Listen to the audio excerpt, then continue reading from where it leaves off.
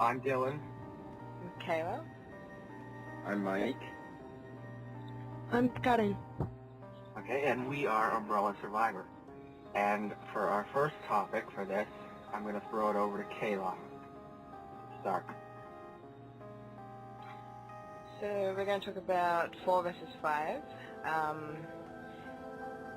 They're really incomparable games. I just wanted to talk about like the different parts, the subjects that sort of were like the same or different, what we liked, what they changed. So I guess we should start with the companions, Sheva versus Ashley. Well, I have a pretty strong opinion on those two because they're both pretty brain dead in terms of AI, I suppose, but at least Sheva can defend herself, and that's something that always bothered me before, that Ashley is just completely useless. Yeah, I agree. It seemed like every couple of minutes something was happening to her, and since she couldn't defend herself, it was all on you, and if something happened to you, then the game's over. There could have been simple things they could have done with her, like maybe she could have taken on Leon's knife or something, or at least fought him off while she's being carried off. That would have been a little helpful. But then Sheva's also single player with just her. She's very, very stupid. What do you think about those two, Karen? Sheva? Well, I think Sheva is very useful because she can carry ammunition, she can shoot and kill enemies. And I don't know, Ashley was always like a terrible burden. How rude! She was like very annoying. You have to go and save her all the time.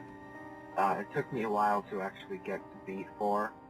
It was because it was always a daunting task. I thought for a long time that it was basically just from start to finish the entire game. You would basically just be babysitting Ashley. But I'm glad that she actually is. She gets captured enough to where she's bearable.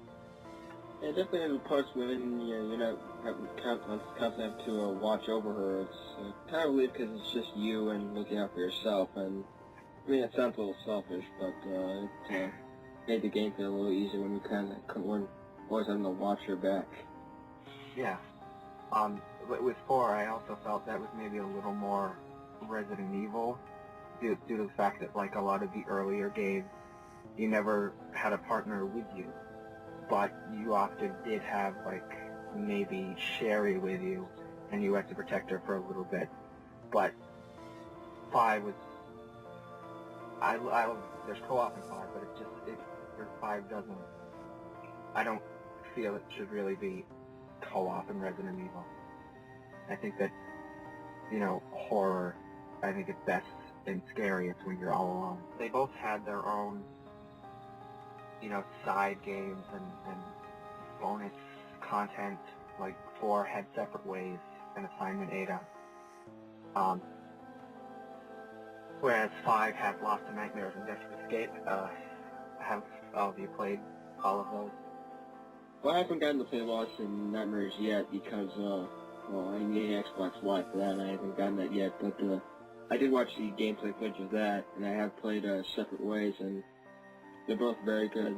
Lost in Nightmares especially because it's very much closer to the original games, just in terms of the tone and whatnot. But for Lost, I really enjoy Lost Nightmares too, for the same reason, because it does sort of go back and give you a earlier Resident Evil experience, but the bonus games in 5 seems like not as much work was put into them as was put in, for instance, Separate Ways. Capcom seemed to phone it in with those two, I think, anyways. I think that Lost in Nightmares was good, but I felt it like it was easier than Separate Ways. I also thought Lost in Nightmares could have used more than one enemy throughout, which is a little annoying that they just sort of duplicated that one enemy who in itself was basically a basically just a clone of the Executioner from the main game, just looking different. You still attack the same, move the same, but I don't think Kayla, you've played either of these, have you? Lost Nightmares or Desperate Escape, because they're not on the PC. Have you played them?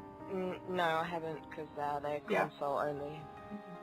Well, I think the difference between is, like I said, with tone. I think 4 had kind of more darker tone. I think, a little closer to the other games because it was darker, it was a little more mysterious. You know, because they were in kind of close surroundings in that area, it seemed a little more contained and still had that kind of horror mystery element to it.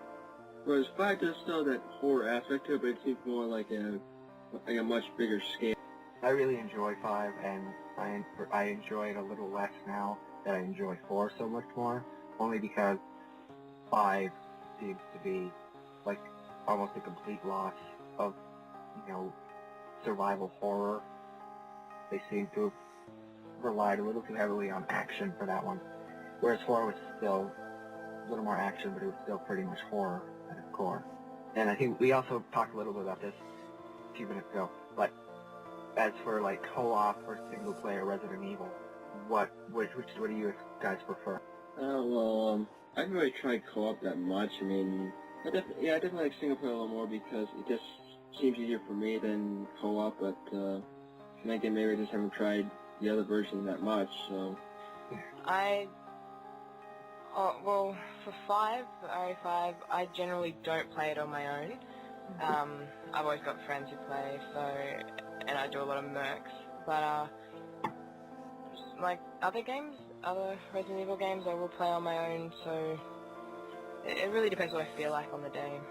Well, I don't know. I like to play alone because I feel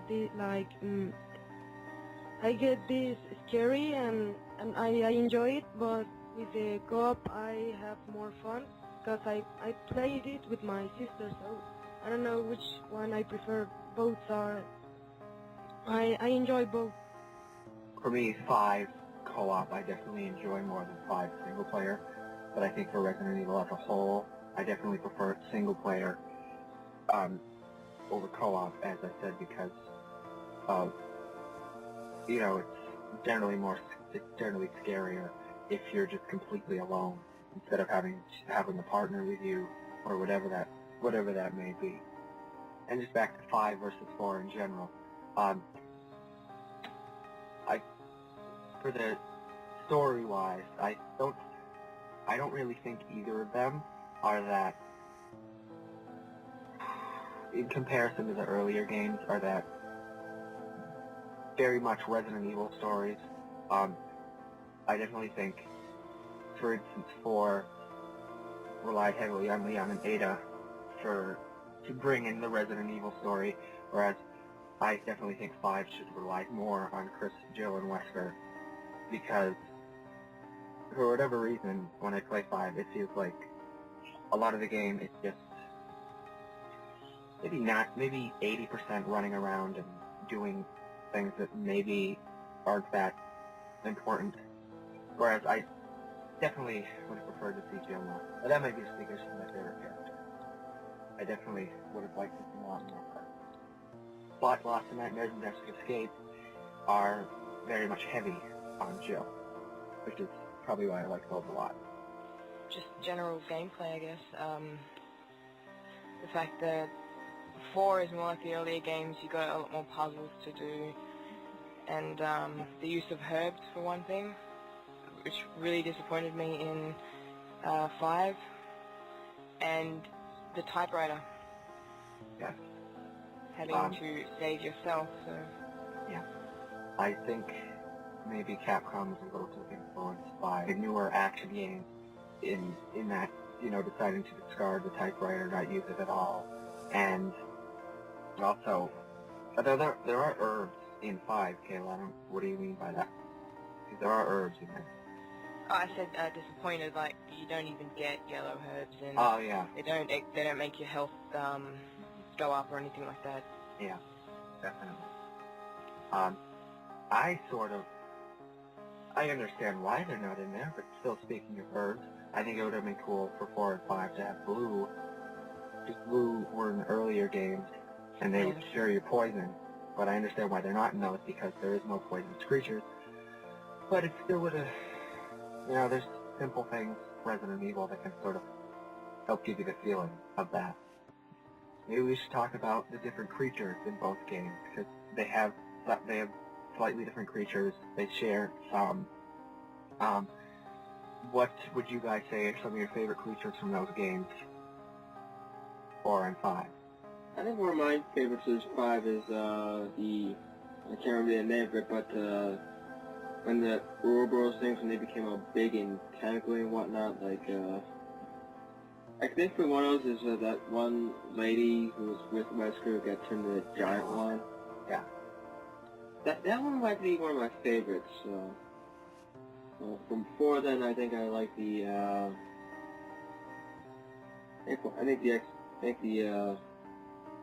can't remember what his name was, but it was,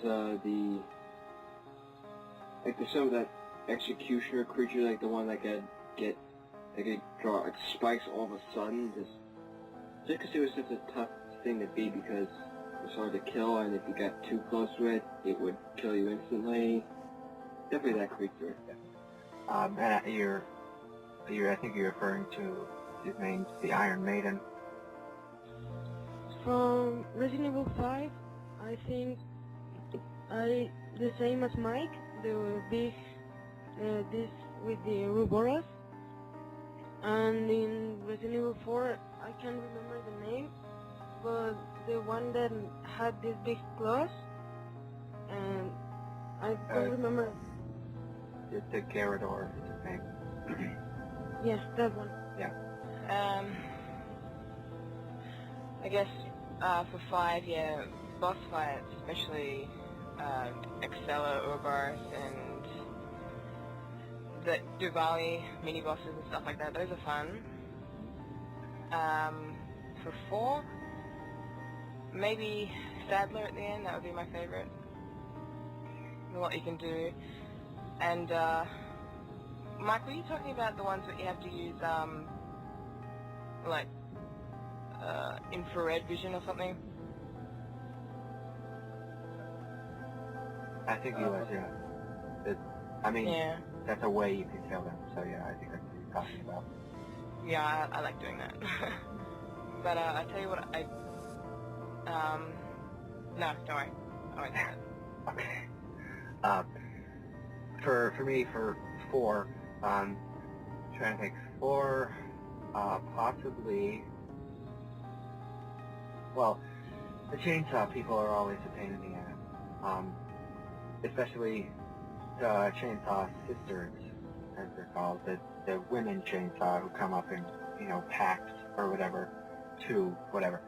They definitely, I maybe wouldn't call them my favorite, but they're definitely annoying, tough things to beat. As for 5, I would probably say, for the same reason, they're really annoying and really difficult. The Reapers, they're supposed to be like giant cockroaches, and they can grab you and have an instant kill and start stabbing you. And they're pretty much bulletproof unless you get their weak spot out. And those definitely